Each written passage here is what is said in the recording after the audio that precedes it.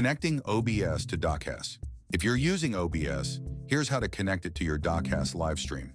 First, choose OBS from the list and copy your stream key. Now switch to your OBS software. Go to Settings, then open the Stream tab. From the service list, select Dacast. Paste your stream key into the field, click Apply, and then hit Start Streaming. You should now see a green indicator. That means your stream is connected. The recommended upload speed is at least 4.5 megabits per second. Here, for example, I'm streaming between 5 and 8 megabits per second, which is perfectly fine. Let's go back to Dacast to check how it looks. Click Preview, and your video should appear right here. If you don't see it right away, just refresh the page, and you'll see the same live feed from OBS displayed on the Dacast player.